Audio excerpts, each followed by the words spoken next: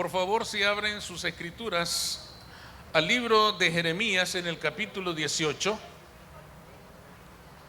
vamos a leer desde el verso 1 hasta el verso 6, una escritura bastante conocida por todos nosotros. Cristo el alfarero eterno, ese es el título de nuestra reflexión de hoy. Cristo el alfarero eterno. Jeremías 18, desde el verso 1 hasta el verso 6. Dice, hermanos, palabra de Jehová que vino a Jeremías diciendo: levántate y vete a casa del alfarero, y allí te haré oír mis palabras. Y descendí a casa del alfarero, y he aquí que él trabajaba sobre la rueda, y la vasija de barro que él hacía se echó a perder en su mano. Y volvió y la hizo otra vasija, según le pareció mejor hacerla. Entonces vino a mí palabra de Jehová diciendo: ¿no podré yo hacer de vosotros como este alfarero, oh casa de Israel? Dice Jehová: he aquí que como el barro en la mano del alfarero, así sois vosotros en mi mano, oh casa de Israel. Pueden sentarse, hermanos.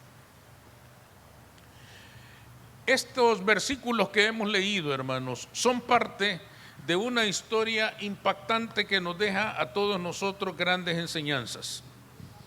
El profeta Jeremías pronuncia esta palabra, o recibe más bien este mensaje de Jehová en un momento muy crítico para él y para toda la nación hebrea. Fijémonos bien que la primera palabra que Dios le dice al profeta es: levántate, lo cual nos sugiere, hermanos, a nosotros que tanto Jeremías como el pueblo de Israel entero estaban postrados por la tristeza, el dolor, la humillación y la derrota. ¿Y por qué se sentían así? Porque este pasaje sucede, hermanos, en pleno exilio babilónico. Es decir, esta historia que hemos leído se sucede mientras Israel está ya ha sido trasladado a la tierra de Babilonia y ha sido llevado ahí sometido por el rey Nabucodonosor. El dolor en el corazón del pueblo es grande, la humillación es terrible. La gran nación que fue Israel ahora está dispersa por toda la tierra babilónica y sometida al poder y el dominio de Nabucodonosor. Este es un momento angustioso, es un momento desesperante, es un momento, hermanos, cargado de dolor, de tristeza y de derrota. Y justamente en este momento Dios le habla al profeta y le dice: levántate. ¿Por qué es importante este pasaje para nosotros, hermanos? Porque si pensamos un poquito, la iglesia de Cristo está sufriendo hoy una situación similar, en el sentido de que el mundo parece haber exiliado a la iglesia y a todo lo que tiene que ver con la verdad del evangelio de Jesucristo. Ya no quieren a Dios ni al evangelio de Dios en la tierra. Lo han expulsado de sus organizaciones, lo han expulsado de sus instituciones, lo han expulsado de la sociedad. Parece que la iglesia estuviera exiliada de esta tierra. Por eso es tan importante para nosotros esta escritura, porque al igual que a Jeremías, nos tiene que enseñar verdades que son para nosotros sumamente importantes. Fíjense bien, hermanos, que esta historia tiene como propósito hacer entender a Jeremías el propósito del exilio, hacer entender a Jeremías por qué se encontraban en aquella condición, hacer entender a Jeremías que Dios seguía amando a Israel aún en medio de aquella situación. A nosotros también nos quiere enseñar algo. Pero para encontrar esa verdad que nos quiere comunicar este pasaje de la Escritura, tenemos que ir a un lugar a donde el Señor nos va a enseñar esa verdad. ¿Cómo llegamos a ese lugar? ¿Cómo llegamos a ese punto donde la verdad de la palabra de Dios nos pueda llegar a hacer entender el por qué está sucediendo lo que hoy está sucediendo? En primer lugar, hermanos, podemos llegar a ese lugar siendo sensibles a la realidad que nos rodea. Jeremías, hermanos, es conocido por los grandes eruditos de la Escritura como el profeta llorón. Este es el nombre que le han dado ellos a este hombre. Y aclaremos una cosa, ellos no le han dado este nombre o este sobrenombre al profeta Jeremías en un tono de burla. Se lo han dado, hermanos, en un tono de reconocimiento a un hombre que, porque él mismo deja testimonio en sus libros, tanto en el libro de Jeremías como en las lamentaciones de Jeremías, él mismo deja testimonio que él lloraba por el pueblo de Israel. Lloraba, hermanos, lamentando la rebeldía, lamentando la dureza de los corazones del pueblo, lamentando la infidelidad de Israel para con el Dios que los amaba y que les había bendecido tanto. Predicaba el mensaje de Jehová con convicción, con pasión, con anhelo de que el mensaje de la palabra de Jehová trajera vida y vida en abundancia al pueblo de Israel, pero nada pasaba. Aquel pueblo no recibía bien el mensaje de Jehová. Aquel pueblo no valoraba, no apreciaba el mensaje de la palabra de Dios. Jeremías sabía bien que Dios lo había llamado a proclamar este mensaje. Lo hacía, pero no pasaba nada. No veía él cambios en el pueblo de Israel. Y cuando veía aquel pueblo tan endurecido, cuando veía aquel pueblo rechazando una y otra vez el mensaje de la palabra de Dios, terminaba siempre llorando.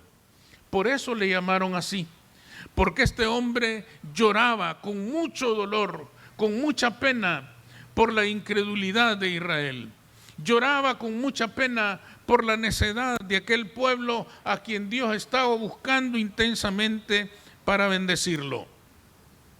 Llorando, hermanos, este hombre muestra la gran necesidad que tenía de que Dios le diera una esperanza, de que Dios le diera una razón para seguir adelante, de que Dios le explicara de alguna manera por qué el pueblo de Israel se comportaba de esta forma. Y justamente, hermanos, eso es lo que Dios va a hacer. Por eso le ha dicho el Señor: levántate y vete a la casa del alfarero. Jeremías necesitaba llegar hasta ahí. Necesitaba llegar hasta ahí porque ahí Dios le iba a exponer por qué se estaba dando aquella situación. Es necesario, hermanos, que nosotros seamos sensibles a nuestra realidad. Es decir, es necesario que como iglesia de Cristo sintamos pena, dolor, angustia por una sociedad que se desintegra, por una sociedad que acumula dolores y penas cada día que pasa, por una sociedad que no quiere nada con el Dios del Evangelio. Es necesario que lloremos cuando comprobamos las grandes tragedias del mundo. Es necesario que lloremos, quizá no necesariamente físicamente, quizá no es necesario o imprescindible que broten lágrimas de nuestros ojos, pero debíamos llorar con el corazón cuando vemos a un mundo esclavizado por la drogadicción, el alcoholismo, el materialismo, la ausencia, hermanos, de todo lo que tiene que ver con Dios. Es necesario que nuestras almas lloren cuando miran a un mundo que rechaza abiertamente todo lo que tiene que ver con Dios.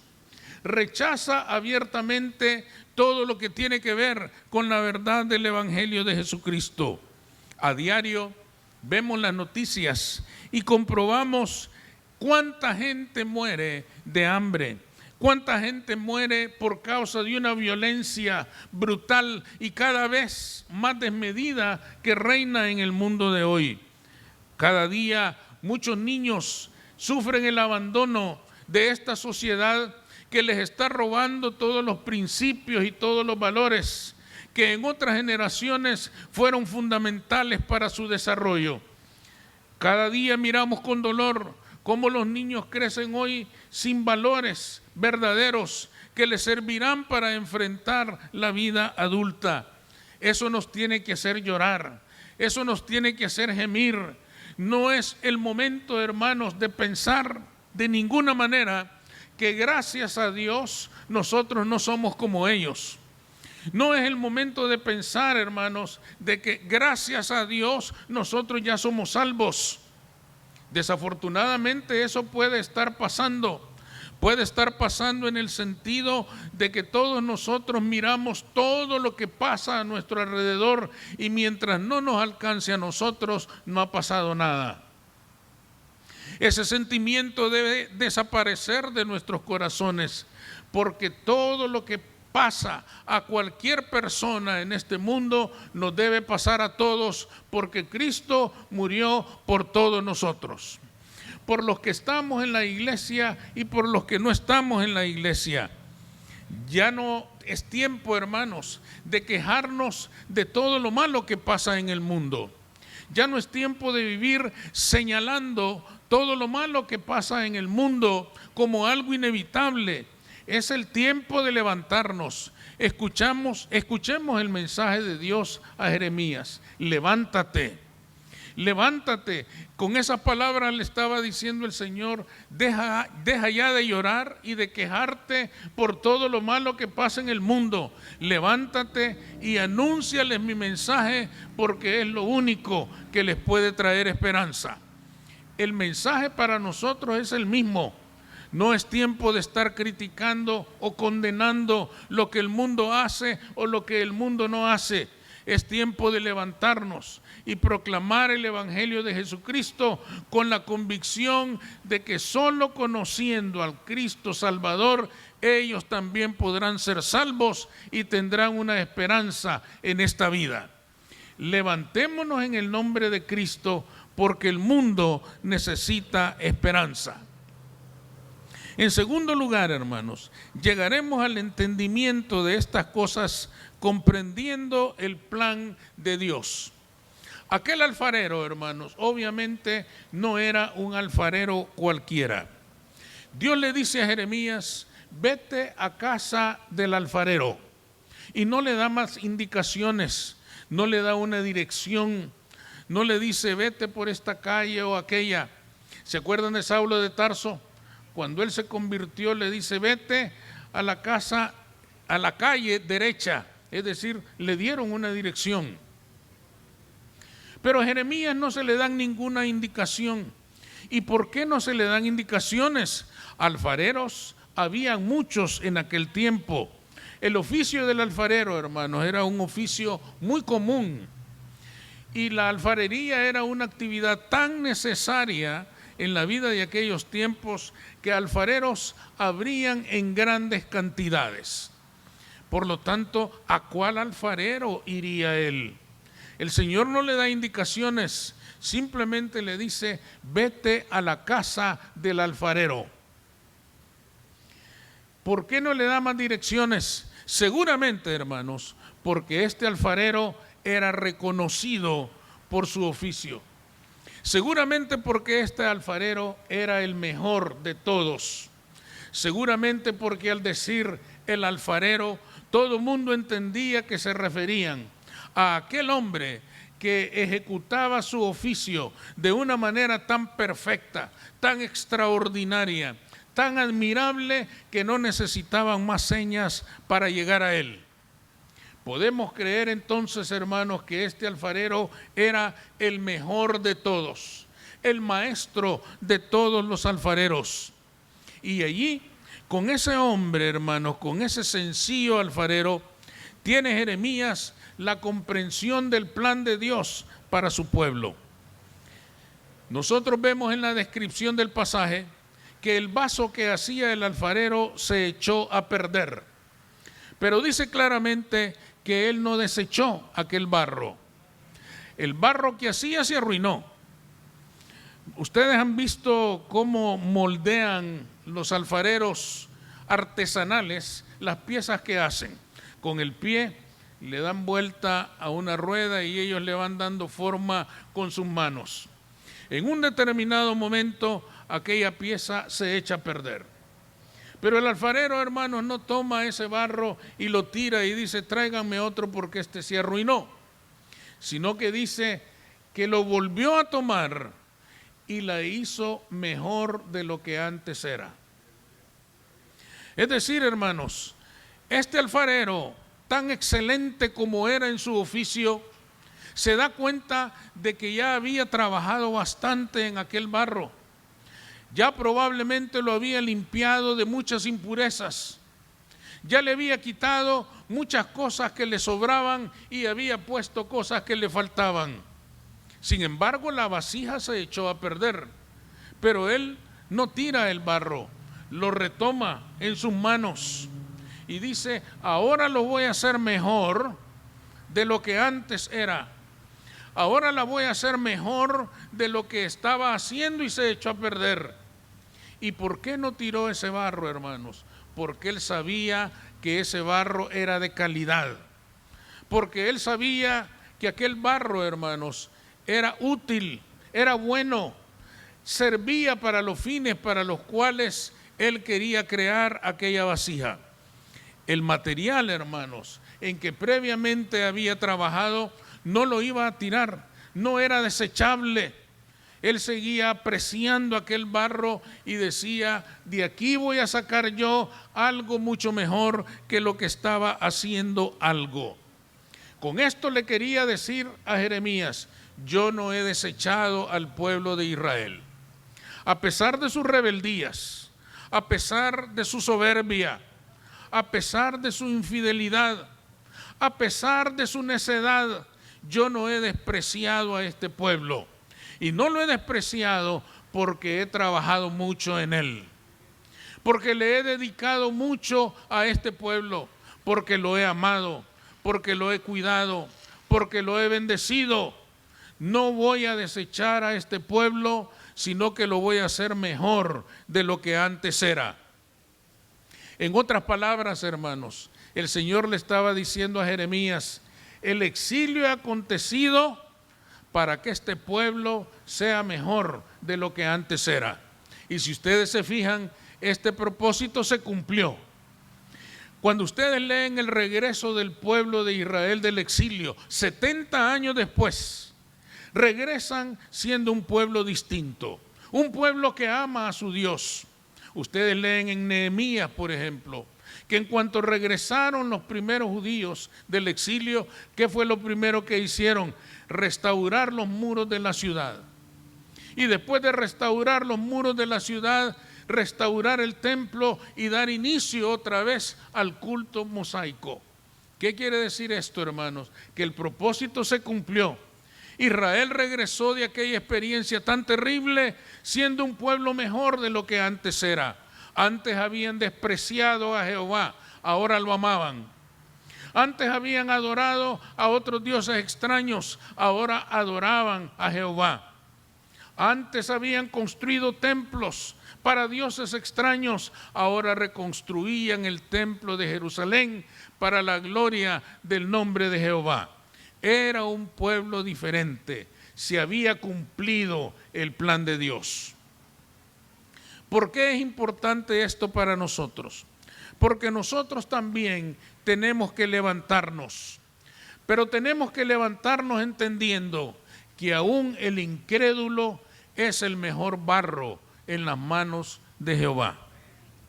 Génesis, hermanos, dice que para crear al hombre, Dios tomó del barro y con eso le dio forma. Pero el pecado le arruinó, le quitó su naturaleza original y lo contaminó con muchas impurezas. Cristo es el maestro de maestros. Él sabe lo que hace. Él conoce el barro que tiene en sus manos. Y por eso, hermanos, no desecha nunca al incrédulo. Esta es quizás, hermanos, una de las verdades más importantes que se desprenden de este pasaje.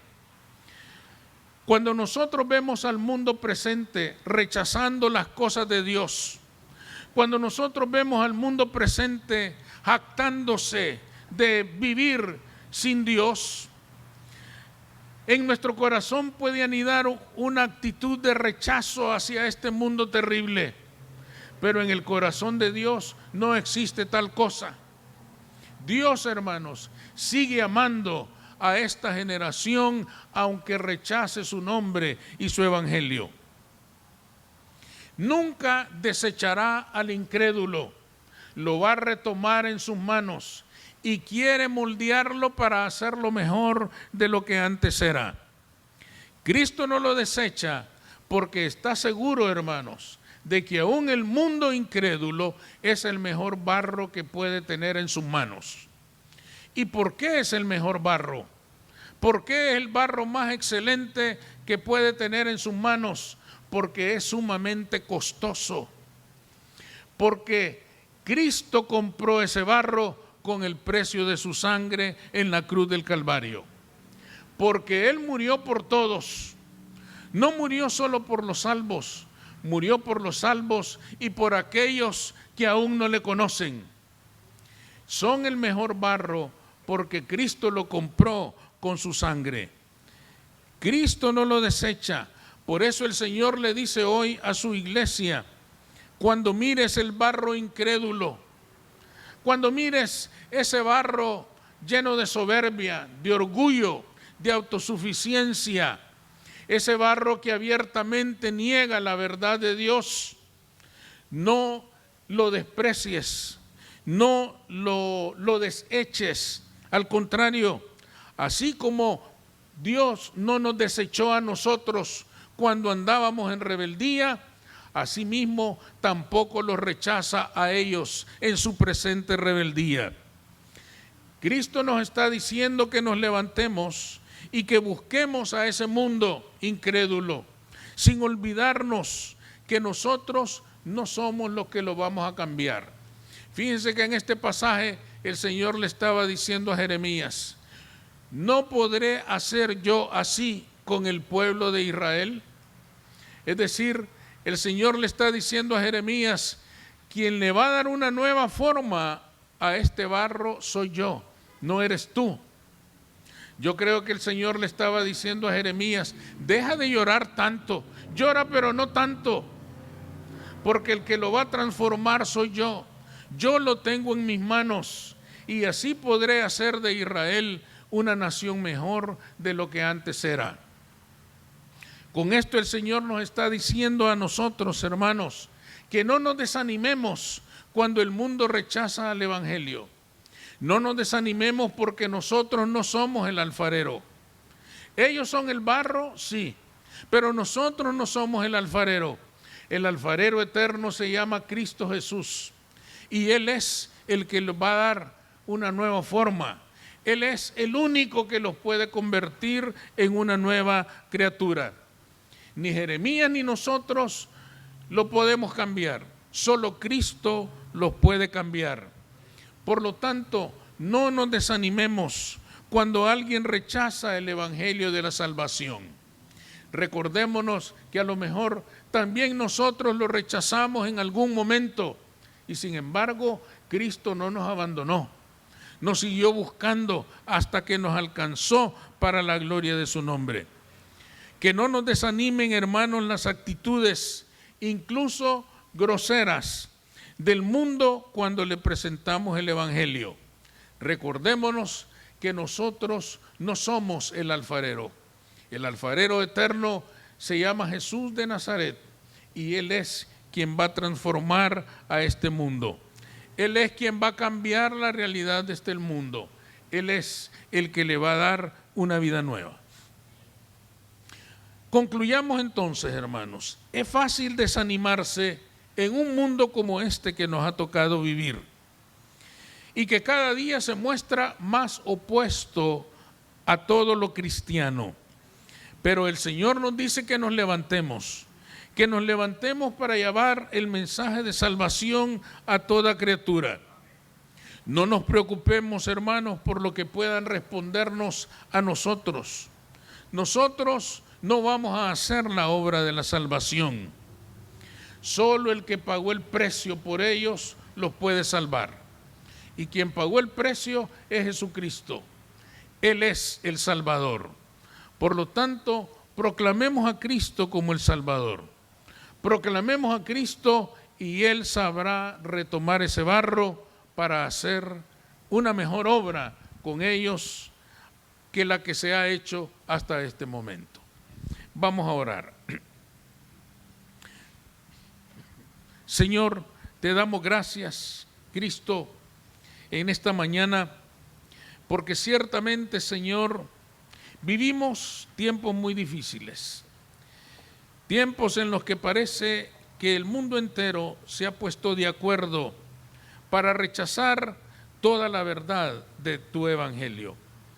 Señor, esto provoca que en algunas ocasiones nos sintamos desanimados ante la actitud de rechazo hacia tu verdad por parte de este mundo.